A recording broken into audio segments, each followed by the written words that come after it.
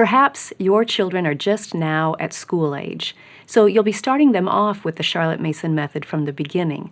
That's great. May I offer you some friendly advice?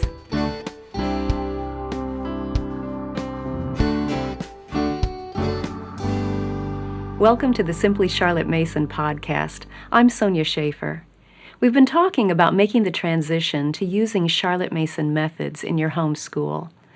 All of us come from different backgrounds, and those backgrounds influence our thinking. That's only natural. In the next few episodes, I'd like to walk through some of those background scenarios and offer you some ideas that might help you make the transition to Charlotte Mason smoother. I want to give you 3 tendencies to watch for and 3 tips. Today, let's talk about the scenario of starting from scratch. Perhaps your children are just now at school age, so you'll be starting them off with the Charlotte Mason method from the beginning. That's great. May I offer you some friendly advice? Let's go through 3 tendencies to watch for and 3 tips for starting from scratch. Tendency number 1 is feeling like you have to teach everything now.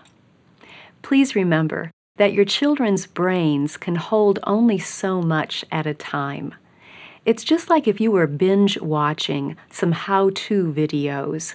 After a while of it, your brain is just not registering what you're watching. And it's the same thing for your children. You can try and pour more and more and more stuff into those brains, but they're going to need time to process. Remember that. So don't think you need to teach everything right now this first year. A lot of the Charlotte Mason method is layers upon layers. You're going to lay a nice smooth layer this year, and next year you're going to build upon it, and the next year you'll build upon that.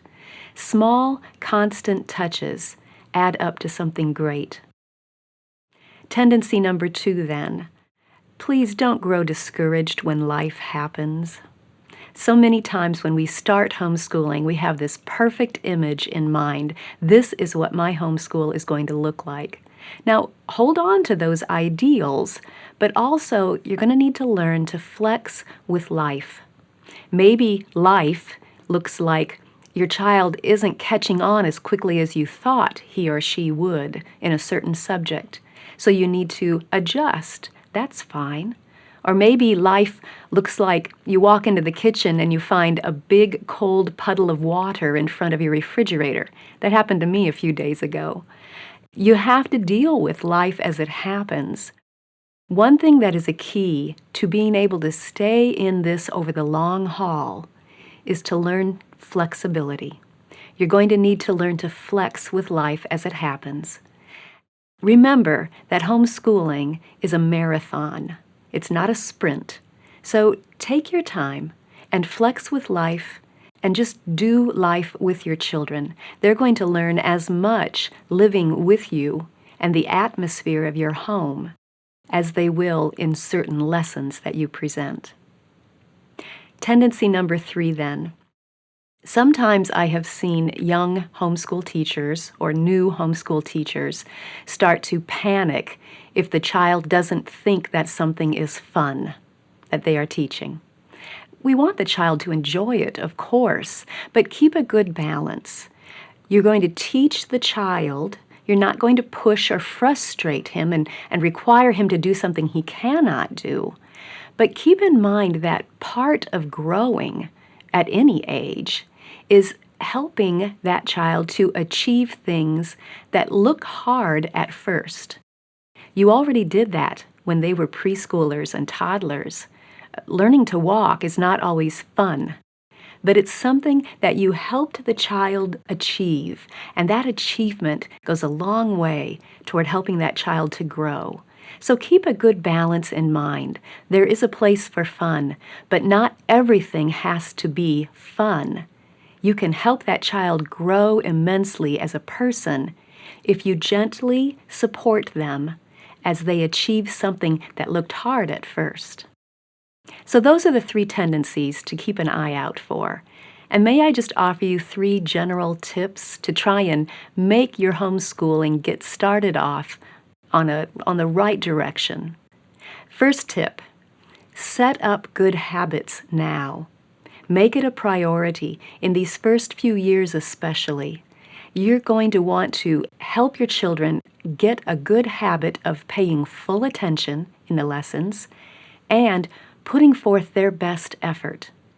So to do that, make sure you start with short lessons and always emphasize quality over quantity.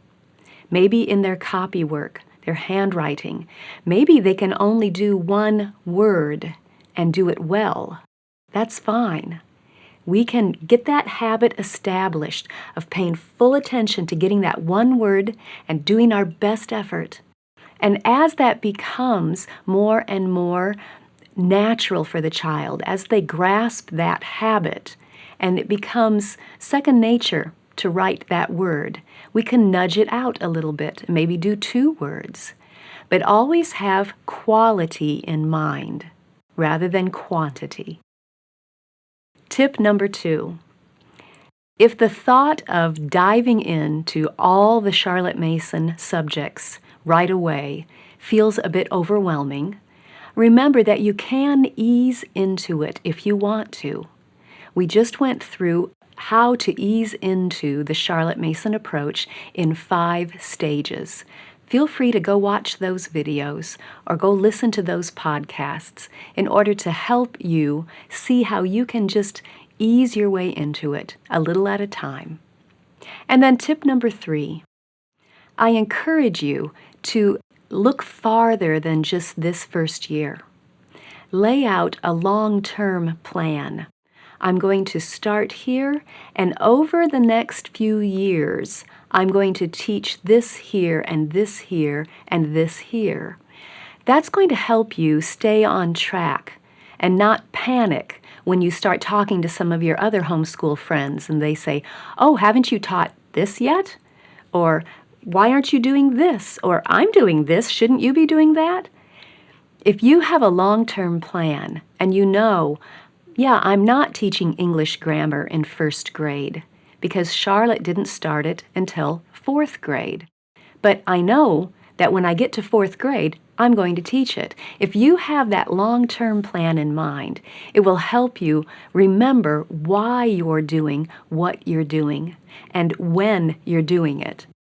In other words, continue to educate yourself in the Charlotte Mason philosophy, the ideas of why you're doing what you're doing. That's going to help you stay the course. And keep reminding yourself of why you're doing what you're doing. It will help a lot as you make this transition to starting on the wonderful journey of teaching your children with the Charlotte Mason approach. Next time, I want to give 3 tendencies and 3 tips for those who might be starting a Charlotte Mason approach homeschool and they have come out of a classroom setting, whether they're pulling their children from that classroom setting or maybe the parent is coming out of a classroom setting. We'll talk about that next time. If you enjoyed this video, subscribe through iTunes or Google Play, YouTube, Facebook, Instagram, or your favorite podcast app so you don't miss an episode. You can also subscribe to the audio version of this podcast or read the blog post on our website at simplycharlottemason.com. All of those links will be in the show notes, along with links to those videos that I mentioned about how you can ease into the Charlotte Mason approach in 5 simple stages. Thanks for joining me. See you next time.